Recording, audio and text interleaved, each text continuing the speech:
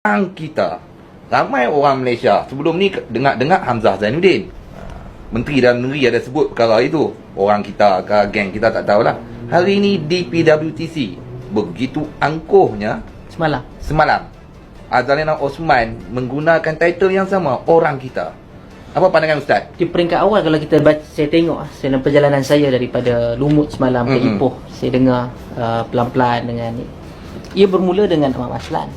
Kalau kita tengok presentation Ahmad Maslan tu secara jelas dan terang, dia menghina Hakim Nazlan. Dia tunjukkan muka, dia tunjukkan kronologi, dan termasuklah juga mereka tunjukkan muka Ketua Hakim Negara, dan juga menimbulkan persoalan-persoalan yang boleh difahami pada hemat saya adalah untuk membentuk ketidakpercayaan kepada sistem kehakiman dan penghinaan secara peribadi dan secara sistem terhadap Ketua Hakim Negara. Jadi saya kira besok akan ada siri laporan polis di seluruh negara terhadap hal ini, dan kita akan tengok adakah hal yang sama seperti mana Malaysia kini kena akan dikenakan kepada seluruh kebanyakan pengucap-pengucap pada semalam, pada petang semalam, yang saya kira pada hemat saya mungkin betul atau mungkin silap. Zahid ada menyebutkan hal itu secara terang, Mak Maslan juga ada. Zaid Ibrahim ada, tapi dia pandai untuk menyusun kata, dia lawyer kan. Dia tidak secara eksplisit untuk secara direct menyerang. Dan Syafiq pun juga ada. Baik. Jadi apabila kita tengok, kita boleh expect lah apa ucapan yang ditulis dan juga yang disediakan untuk Zahid Hamidi. Dan benda yang tidak pelik lah untuk Zahid Hamidi merapu dan merepek dan menyerang, kerana dia itulah antara talian hayat dia, nothing to lose.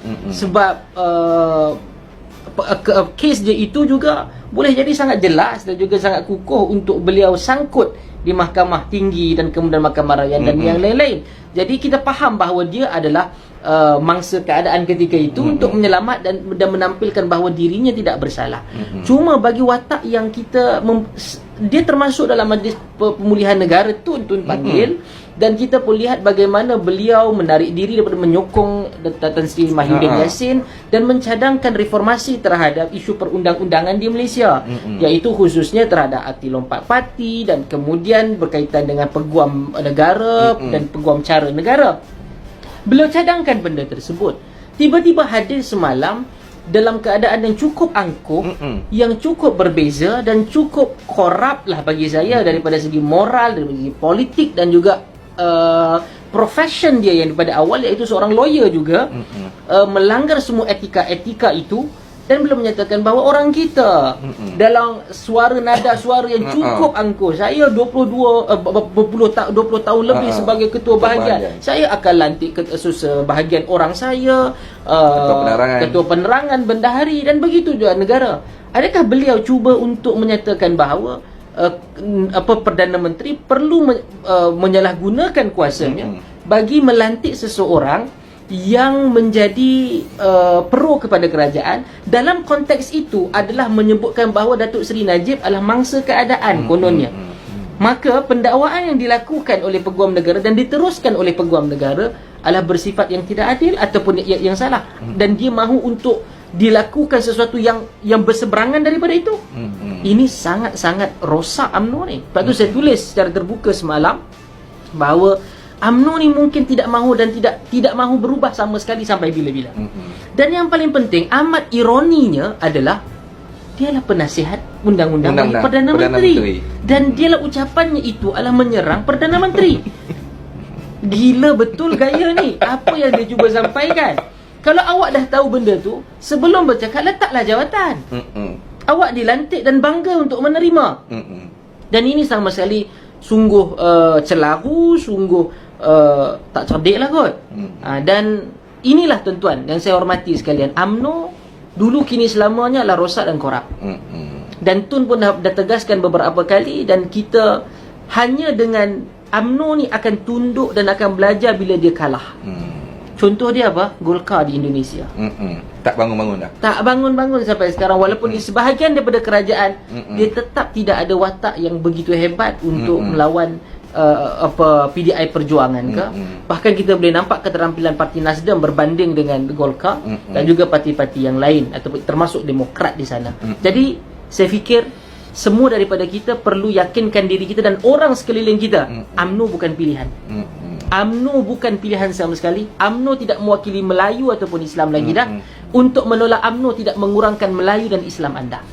Bahkan mungkin menolak UMNO itu adalah tanggungjawab anda sebagai seorang Melayu dan Muslim di dalam negara Malaysia ini, kerana dia merosakkan sampai ke akar bagi bangsa dan agama di Malaysia ini. Tolak UMNO Barisan Nasional, tolak mereka semua ini sehingga tidak ada nafas lagi di bumi Malaysia. Dan ini adalah tanggungjawab kita dalam bulan kemerdekaan. Sekiranya tidak, UMNO dan Barisan Nasional akan memangsakan dan menjual negara ini, merosakkan negara ini. Ini memang satu garis merah untuk kita. UMNO, kalau dia mau berubah, dia perlu untuk buang semua ni dan buktikan dengan dia kalah, dan dia akan tahu macam mana nak menguruskan. Dahulu awal 2018, selepas pilihan raya ke-14 tahun 2018, mula untuk meremajakan, untuk memberikan nafas baru. Akhir sekali tidak. Rupanya diberikan kuasa sedikit, dia tunjuk, dia balik semula kerakusan dan kejahatan dia sebagai kerajaan di Putrajaya. Saya ingat itu adalah mesej saya yang sangat jelas dan menunjukkan kebencian saya terhadap kerosakan itu. Saya ada ramai kawan-kawan dalam UMNO. Mereka ada yang bercampur antara baik dan buruk, dan ada sebahagian tu juga yang baik, dan ada yang saya kenal memang jahat. Kan? Dan ini kita perlu lawan sama-sama untuk Malaysia yang lebih baik. Okey, saya setuju bila sikit je cukup sebab saya tertinggal tadi. Isu tentang majlis penjelasan di PWTC semalam, sebab disentuh oleh saudara Fadli tentang berapa ramai orang yang tengok. Saya rasa menjadi tanggungjawab kita untuk menyatakan di sini apa yang dijelaskan oleh Syafi secara terutamanya adalah mengkhususkan kepada apa yang kononnya berlaku mulai daripada 15 Ogos sampai 23 Ogos, dengan ulasannya yang cuba merumuskan kononnya ada ketidakadilan sebab tidak diberi penangguhan. Itu mesej yang disampaikan. Kalau ahli-ahli UMNO yang menonton penjelasan Syafi itu hendak berlaku adil dan hendak memahami secara betul apa dia perkara yang berlaku di Mahkamah Persekutuan dan Mahkamah Rayuan dan Mahkamah Tinggi, saya syorkan sila lihat komen-komen telah saya buat melalui video di Jom Channel, juga di Inspirasi Channel, di mana ada satu suntingan 10 minit 10 minit yang menyatakan sebenarnya apa yang dilakukan sehingga tidak diperolehi penangguhan di mahkamah adalah akibat daripada Najib Razak menjadi arkitek kehancuran dia sendiri. Saya tak nak ulang di sini, ada di situ, pergi baca balik, pergi tengok balik.